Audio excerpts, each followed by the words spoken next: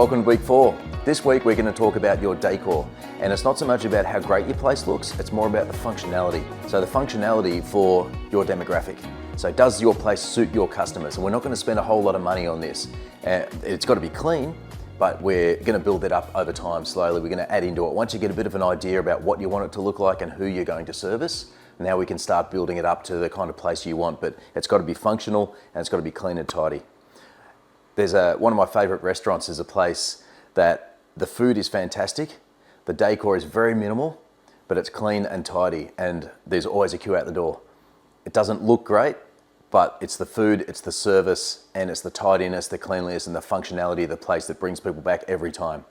You can have a place that looks fantastic, and that'll get people in initially, but what's going to keep them coming back is your menu, is your service, and your decor is going to add a little bit to that, but it's got to be functional for them. So let's get straight into it, and I'll see you on the next video Monday. Okay, week 4, Monday. Today we're going to focus on your cafe's functionality specifically for your demographic. Does it suit who you're servicing? If your demographic is the elderly, do you have the appropriate access ramps? Have you got the appropriate space between the tables? Can they get through okay? If it's servicing office workers, is there places for them to sit? Do they need spare PowerPoints or phone chargers for them to work in? If the office workers like a meeting room, do you have that sort of space available for them? Is there something you can set up? If you have families, are they going to want some little play areas? Is there something in your shop that you can change around that will suit your demographic, your customer base even better? If your customer base is, say, elderly and maybe a retirement place is nearby, or you've got a touristy place, would they like some gardening or plants? Is there something that they can work in with what you've got there? Could they have little planter boxes or something that they could contribute to? Is there art that you can add in there that they might appreciate? There's lots of different things. Go through the workbook. I've got a few questions for you to answer in there and see what you can come up with to try and change your decor to suit exactly who your customer base is. Okay? Good luck, and I will see you tomorrow.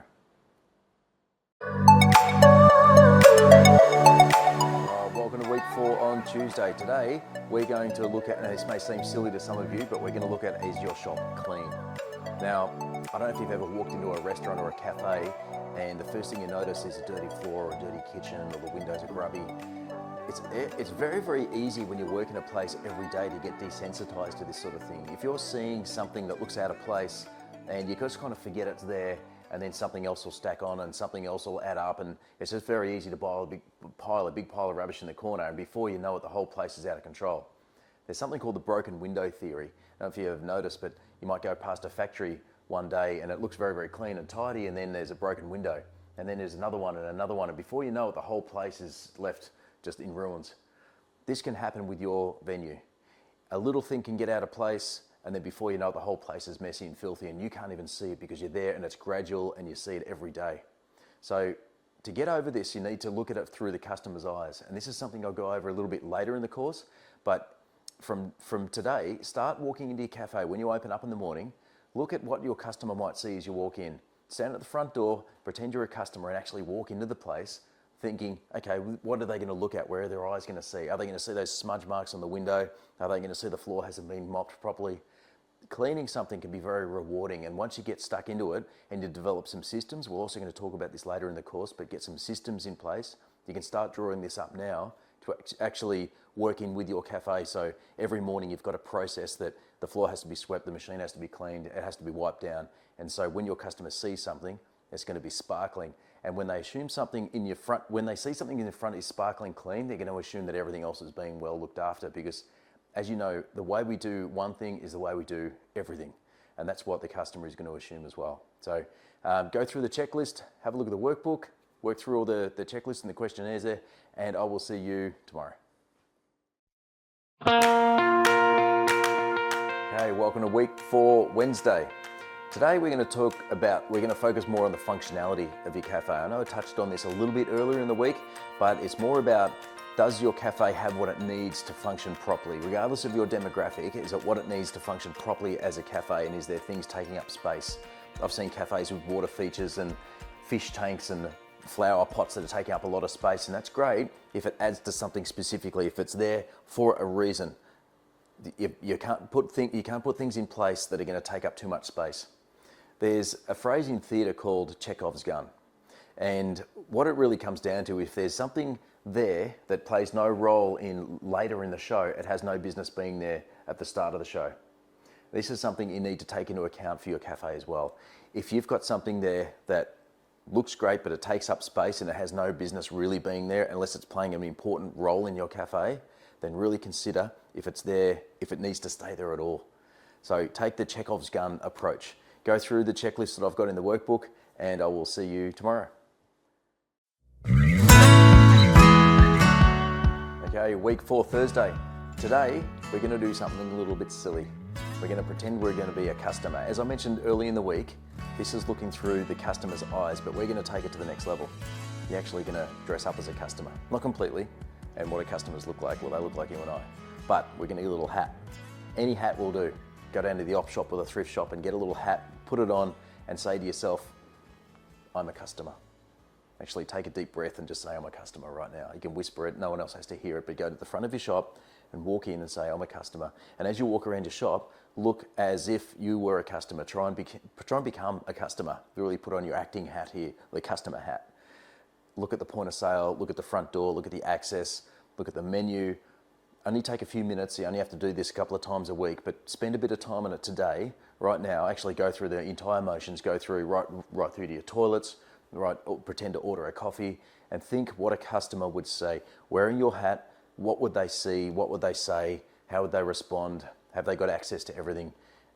Pretend to be a customer just for this short period of time, and then do this continually once or twice a week if you can. Just take a couple of minutes for it. If you can do it every morning, that's fantastic, but I know you probably haven't got a lot of time for that. But just go through the motions of this today, and you will see it will really pay off. You will see things that you never saw before. You'll notice things that you've never noticed and your staff have never noticed, because you're always looking from a manager's and an owner's point of view and a worker's point of view. And people won't even point it out to you because sometimes they're too polite and they don't even notice themselves, but subconsciously they're seeing these things. So grab yourself a hat, and you got to trust me on this. It sounds ridiculous, but please just do it. Grab a hat, go to the front door and say, I'm a customer to yourself today. Right now, I'm a customer, and walk in through your front door and see what you notice. Say it a couple of times to yourself and then see what you pick up, okay? Good luck, and I will see you tomorrow. All right, welcome to week 4, Friday. Today, we're going to look at the other side of the counter. So we're going to look at it from your staff's point of view. Now, if you're a one-person operation, that probably won't apply to you that much, but if you've got a few employees, the more employees, the more it's going to apply to you, the more it's going to matter what you do and how you're going to approach this day. So they say, before you criticize someone, walk a mile in their shoes. For 2 reasons. One, you'll be a mile away from that person, also you'll have their shoes. But we're going to look at what we can do to actually look at what their staff are going through. I used to work at a place where once a month we would change positions, and we work just for one day, work in the other role that person's doing, and they would take on our position. So we'd have a better understanding of what they do. Now, I know what you're thinking. You've done all this before because you probably started off in a small role working in your shop, and you probably wore all the hats at one point. You've probably known and understood all the different roles people have got to do. But as the years or months have gone on, and if you're starting out for the first time, you really need to get a focus of what the other staff are doing as well. So just for a short period of time, for half an hour, even while the shop's closed, if you can, go into that station and actually follow what the other staff do. We don't have to be working alongside them. If you can, that'd be great. But go and manage that station, manage the coffee station, manage the kitchen, manage the point of sale, and actually understand what they've got to go through. And then take an order out. What does it feel like to walk outside with a tray and actually serve it to customers? What does it feel like to walk through the doors? What does it feel like for a staff? What does the staff car park look like? You've got to really look at what your staff are going through. Okay, go through the workbook, and I will see you next week.